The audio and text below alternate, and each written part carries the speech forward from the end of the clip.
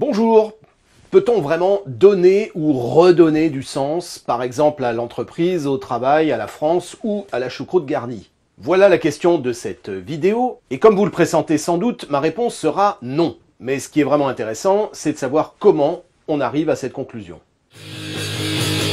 La philosophie, ça sert à rien.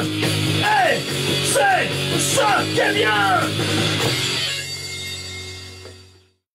Avant tout, je tiens à remercier ceux qui m'ont envoyé des petits messages pour s'inquiéter de mon silence depuis quelques mois. Merci, c'est très gentil de votre part, ça me touche beaucoup. Alors non, rassurez-vous, je ne suis pas mort, je n'ai pas non plus arrêté cette chaîne et je ne compte pas le faire. Simplement, je manque de temps dans mes multiples activités pour réaliser régulièrement ces vidéos. Par ailleurs, je suis désolé, mais je viens avec une mauvaise nouvelle. Il n'y aura sans doute pas de nouvelles vidéos de ce type dans les 10 ou 12 prochains mois. Et oui, après quelques années de jachère d'écriture, j'ai décidé de me consacrer à la rédaction d'un nouveau livre qui paraîtra chez Buchet-Chastel en octobre 2026, normalement, sous la direction de ma nouvelle éditrice Clara Dupont-Mono. Ce livre sera consacré à une forme de questionnement philosophique des lieux communs contemporains et à une réflexion sur la bêtise, le bavardage et l'absence de pensée. Vaste programme. En attendant sa publication, et si je vous manque vraiment trop, je vous rappelle que j'ai publié une petite dizaine de livres divers et variés, dont la plupart sont toujours disponibles chez votre cher libraire ou en commande en ligne si ça vous amuse. Et puisque nous parlons de lieux communs, c'est aussi la raison pour laquelle cette ultime vidéo avant un certain temps sera justement consacrée à un lieu commun actuel, à savoir la formule « redonner du sens » que l'on retrouve aujourd'hui à peu près à toutes les sauces. Redonner du sens à ceci, redonner du sens à cela, il faut redonner du sens à ses équipes dans le travail, il faut redonner du sens à l'entreprise, et enfin et surtout, les jeunes aujourd'hui, ils veulent du sens, et donc il va falloir leur donner du sens. Stop, assez de ce bavardage non pensé sur le sens. Essayons d'y voir un peu plus clair. La tâche de la philosophie, c'est justement, comme le dit Nietzsche dans le Gai Savoir, de nuire à la bêtise. C'est-à-dire de ne pas se satisfaire de ces formules un peu à l'emporte-pièce que tout le monde utilise en faisant semblant de comprendre ce que cela veut dire, alors qu'en fait ça veut rien dire. Essayons d'être rigoureux et posons quelques questions. Premièrement, de quoi parle-t-on lorsque l'on parle de sens ? Deuxièmement, de quoi parle-t-on exactement lorsqu'on évoque la disparition ou le manque de sens? Troisièmement et enfin, sur la base de ces définitions préalables, est-il vraiment possible de donner ou redonner du sens? Pour commencer, dès lors qu'on essaye de définir sérieusement la notion de sens, on se rend compte que la tâche ne va pas être facile. Bien sûr, on peut essayer de s'en sortir par quelques jeux de vocabulaire sur la polysémie du mot sens. Le sens, c'est la direction, le sens, c'est la signification, et enfin, le sens, c'est aussi les 5 sens, c'est-à-dire notre capacité à sentir. Soit. Nous pourrions donc dire, en entremêlant ces trois notions, que notre vie a un sens ou n'est pas dépourvue de sens, lorsque nous éprouvons par nos sens que notre vie a une direction claire, donc un sens, qui signifie quelque chose, comme une phrase qui a ou pas un sens. Mais on se rend bien compte que cette tentative de définition n'est pas très satisfaisante. Elle n'épuise pas, loin s'en faut, la notion de sens telle qu'elle nous apparaît lorsque nous parlons par exemple du sens de la vie. Cette formule un peu impressionnante et vertigineuse fait écho à une dimension universelle, voire transcendante. Dans le chaos et le mystère de la vie, il y aurait un sens global, voire quelqu'un, un dieu par exemple, qui comprendrait le sens général de tout ce qui se passe. D'où une première piste de définition du sens. Le sens est ce dont nous faisons l'expérience lorsque nous participons et contribuons à quelque chose de plus grand que nous, qui nous dépasse et qui nous réjouit. Et à ce propos, nous allons tenter une petite expérience interactive à travers l'écran. Dans ce jeu de 52 cartes, vous allez penser à une carte, n'importe laquelle, allez-y. Je plaisante, bien sûr. En revanche, je vais vous laisser quelques secondes pour répondre sans trop réfléchir et en laissant vraiment parler votre cœur à la question suivante. Qu'est-ce qui donne un sens à votre vie? C'est bon? Quelle est la première réponse spontanée qui vous est venue à l'esprit? Quelle que soit cette réponse, je prends le pari que pour la plupart d'entre vous, votre choix s'est spontanément porté sur quelque chose qui vous dépasse, qui ne vous appartient pas en propre et que vous ne maîtrisez pas. Beaucoup d'entre vous, comme moi d'ailleurs, ont sans doute répondu mes enfants, la personne que j'aime, la rencontre de l'autre, le fait d'aider les autres, l'amour, l'amitié, ma passion pour telle ou telle activité, ou encore, pour ceux qui sont éventuellement croyants, Dieu. Et cela est tout à fait logique. Si je veux ressentir un sens, il faut nécessairement que ce sens me dépasse et soit extérieur à moi, ou du moins plus grand que moi. Je vais sentir le sens du vent parce que le vent m'entoure et me dépasse. Je vais sentir le sens d'écoulement d'une rivière parce que je suis immergé dans la rivière, etc.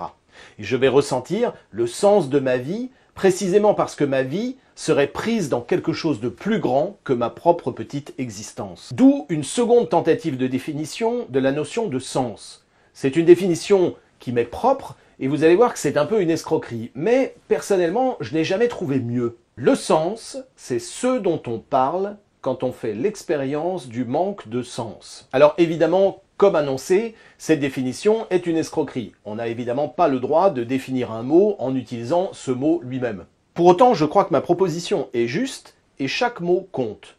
Le sens, c'est en effet quelque chose qui se manifeste à nous essentiellement sous la forme du sentiment de son manque. Et nous commençons à parler de sens lorsque nous éprouvons le sentiment que notre vie manque de sens, c'est-à-dire est absurde. Et ici, la contraposée me semble également intéressante.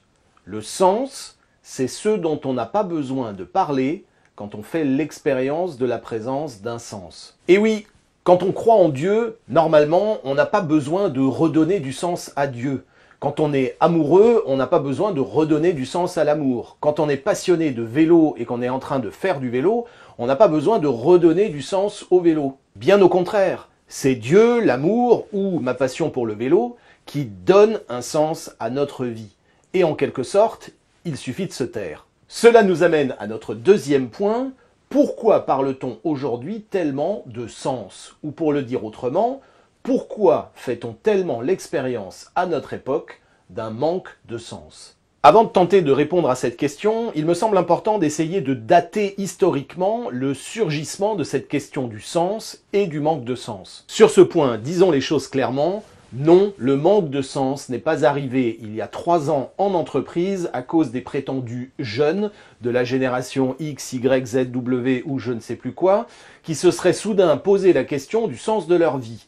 Non, soyons sérieux. C'est pas non plus venu avec le Covid. La notion de sens a surgi en philosophie à l'initiative de Nietzsche au XIXe siècle. Oui, c'est Nietzsche qui introduit en philosophie cette idée de sens et le problème du manque de sens de notre époque moderne. En plein essor de la modernité technique, Nietzsche ose affirmer que cette même modernité, par-delà tous ses avantages, va se confronter à un tragique manque de sens, c'est-à-dire à un douloureux sentiment d'absurde. Et à partir de Nietzsche, cette question du sens et de l'absence de sens va structurer une bonne partie de la philosophie. Albert Camus va parler de la philosophie de l'absurde, Heidegger va affirmer que le propre même de l'homme, c'est de penser, c'est-à-dire de s'interroger sur le sens de la vie et de tout ce qui est.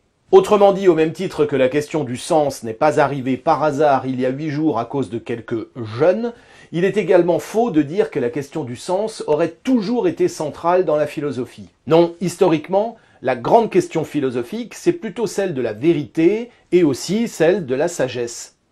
Jusqu'à Nietzsche.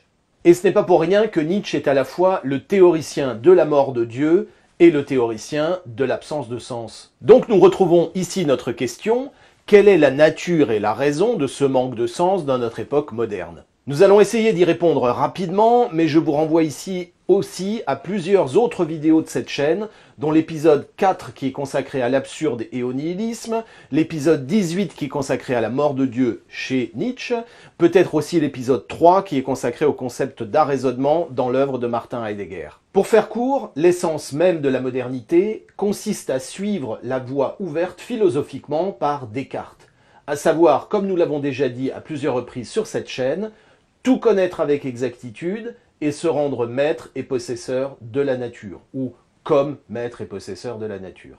Autrement dit, le fond même de la modernité dans laquelle nous vivons toujours aujourd'hui est non seulement de faire en sorte de tout connaître, mais aussi de tout maîtriser, c'est-à-dire de considérer toute chose, tout être, exclusivement sous l'angle de son utilité, dans le cadre de nos divers projets humains, dans le but d'obtenir un résultat déjà déterminé. À quoi ça sert? À quoi telle chose ou telle personne va-t-elle m'être utile? Voilà la grande ou les grandes questions de la modernité, ou nous pouvons même le dire, la seule question obsessionnelle de la modernité. Et c'est bien là que surgit aussi le grand problème de cette modernité. Son essence même étant de tout savoir, tout connaître et tout maîtriser, eh bien son essence même est de faire en sorte que plus rien ne nous dépasse. Même dans le domaine amoureux, nous fantasmons l'idée de planifier, de définir à l'avance, de comprendre ce qui se passe, de garder le contrôle. Or, bien évidemment, ce qui est intéressant dans l'amour et dans la rencontre de l'autre, c'est justement qu'on n'y comprend rien ou pas grand-chose. Et le jour où nous aurons inventé un ordinateur qui sera capable de tout prévoir et de tout expliquer en amour, eh bien l'amour sera mort.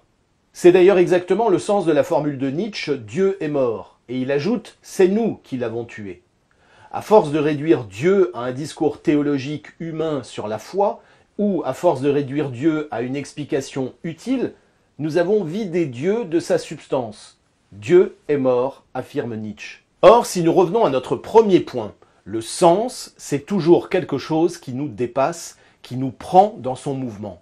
Et c'est précisément la raison pour laquelle notre époque moderne est par essence une époque qui, pour le dire ainsi, a un gros problème de sens. L'obsession de notre modernité, c'est l'utilité, la maîtrise, et j'ajouterais aussi le gain de temps. À quoi ça sert et est-ce que ça me fait gagner du temps? Voilà les grandes questions de notre époque. Or, pour revenir à la question que je vous posais tout à l'heure, qu'est-ce qui donne un sens à votre vie? Je suis convaincu que pour la plupart d'entre vous, votre réponse correspond à quelque chose d'inutile qui vous fait perdre votre temps. La rencontre mystérieuse de l'autre n'est pas utile au sens utilitaire. Vos enfants ne sont pas utiles, ils ne vont pas vous aider à résoudre un problème. Ils ont même en général tendance à vous en poser quelques-uns que vous n'aviez pas avant. Et ils ne vont pas vous faire non plus gagner du temps. Ils vont même vous en prendre, voire vous en faire perdre. Idem concernant l'amour. C'est inutile, ça pose plus de problèmes que ça en résout, et ça fait perdre un temps de dingue. Et pourtant, bien évidemment, c'est ce genre de choses qui donne un sens à notre vie, comme on pourrait le dire. Maintenant que nous avons à peu près défini le concept de sens et que nous avons identifié les raisons du manque de sens de notre temps, nous entrevoyons assez facilement la réponse à notre question initiale. Peut-on vraiment redonner du sens? Cette formulation, on le comprend, a elle-même quelque chose d'absurde et de démuni de sens. Pour autant, il est normal que cette formulation apparaisse dans la modernité et même que nous l'utilisions nous-mêmes en étant convaincus que c'est une bonne question. Car la modernité ne connaît que ça. S'il y a un problème, il y a forcément une solution. Si la vie manque de sens, il suffirait que nous, les humains, nous redonnions du sens. De préférence par un beau discours qui soudain redonnerait du sens à tout et n'importe quoi. Car là aussi, c'est très moderne de croire que parce qu'on va dire ou expliquer quelque chose, ça va tout d'un coup avoir lieu. Le problème évidemment, c'est que ce prétendu redonnage de sens, pour le formuler ainsi, fait en général l'économie d'une véritable pensée sur le sens et l'absence de sens, c'est-à-dire l'économie de tout ce que nous venons de dire. Et c'est la raison pour laquelle les gens qui pensent pouvoir redonner du sens se lancent en général dans un grand discours de motivation qui nous redit quoi? L'utilité. Alors tu vois, jeune, tu viens d'être embauché dans notre usine de choucroute.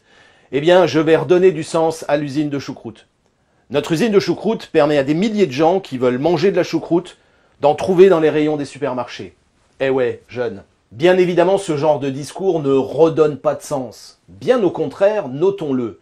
Il redit une nouvelle fois l'utilité de telle ou telle chose, c'est-à-dire précisément ce qui a fait que notre modernité manque de sens. Car à vrai dire, rien n'est plus ennuyeux et démuni de sens que quelque chose d'utile. Ainsi, pour aller vers ma conclusion, j'aimerais m'attarder sur cette question que l'on entend très souvent, ça et là, et qui constitue non seulement un lieu commun, mais comme souvent avec les lieux communs, également une impasse. Comment redonner du sens à l'entreprise? Cette question, il me semble, et pour toutes les raisons que l'on vient d'évoquer, est démunie de toute pertinence, et cela pour trois raisons. Premièrement, l'entreprise, en tant qu'elle est au cœur de notre époque moderne, c'est-à-dire à la croisée des chemins de la technique, de la maîtrise de la nature et de l'économie, n'a pas de sens. L'entreprise a une utilité. Elle produit des biens ou des services qui vont nous servir à quelque chose. C'est vraiment très bien. J'insiste sur le fait que c'est vraiment très bien, parce qu'il ne s'agit surtout pas ici de dévaloriser l'économie ou l'entreprise, ce n'est pas notre sujet. Il s'agit juste de rappeler que ce qui est utile est toujours très utile, mais que l'utilité, ce n'est pas la même chose que le sens. C'est peut-être même tout l'inverse, comme nous l'avons démontré. Deuxièmement, puisque l'entreprise n'a pas de sens, n'en aura jamais et n'en a jamais eu, il est illusoire de vouloir redonner du sens à l'entreprise. Cette formulation présuppose qu'il existait un bon vieux temps où l'entreprise avait tellement de sens, où les jeunes allaient travailler dans les usines de choucroute jour et nuit, parce que, à cette époque, tous les jeunes étaient passionnés de choucroute et d'entreprise. Tu parles. Il s'agit bien évidemment d'une illusion un peu grotesque et nostalgique d'un temps qui n'a en fait jamais existé. Je sais pas, c'est un peu comme si quelqu'un prétendait qu'il allait rendre à lui seul l'Amérique great again. Mais heureusement, ça n'existe pas. Enfin et troisièmement, l'idée même de donner du sens relève d'une parfaite vue de l'esprit, d'une illusion, voire, je dirais, d'un certain manque de pensée. Car en effet, nous ne pouvons pas donner du sens. Comme nous l'avons vu, le sens nous est donné. Il y a des choses qui nous dépassent, comme l'amour, l'enthousiasme, la vie elle-même, le mouvement de la nature, qui nous font éprouver que notre vie a un sens. Or, par définition, nous ne pouvons pas créer quelque chose qui ne nous appartient pas, qui nous dépasse et qui nous donnerait un sens, puisqu'il s'agit de notre propre création. Ajoutons pour finir que ce n'est certainement pas par un quelconque discours explicatif que je vais redonner du sens. Surtout si, comme nous l'avons dit, mon discours consiste à rappeler l'utilité. Alors là, c'est vraiment foutu. En revanche, il est tout à fait possible de chercher un sens, voire de le trouver, ou en tout cas d'en faire l'expérience. Mais une telle recherche relèvera toujours et avant tout justement d'une expérience réelle et non pas d'un discours ou d'une représentation. J'ajouterai que trouver un sens, et non pas donner un sens, ne se fera jamais par le biais de choses utiles ou dans la recherche effrénée de performance ou de gain de temps. Et oui, le sens relève toujours de l'inutile et de la perte de temps, c'est-à-dire de l'antithèse même de tout ce que nous cherchons dans notre époque moderne. Ce qui explique au passage le nom de ma chaîne, la philosophie ça sert à rien et c'est ça qui est bien. Ce qui explique également la signification de la très belle formule de Gilles Deleuze dans Proust et les cygnes, le temps retrouvé c'est le temps qu'on perd. Je vous laisse méditer là-dessus. Je vous souhaite donc, dans la vaste quête de sens de notre époque, de perdre joyeusement votre temps à des choses inutiles. En particulier dans les prochains mois où on ne se verra pas beaucoup. On se retrouve dès que j'ai fini la rédaction de mon prochain livre, donc en 2026, je ferai le plus vite possible.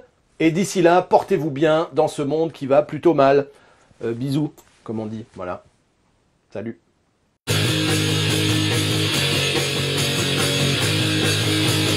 La philosophie, ça sert à rien. Et c'est ça qui est bien.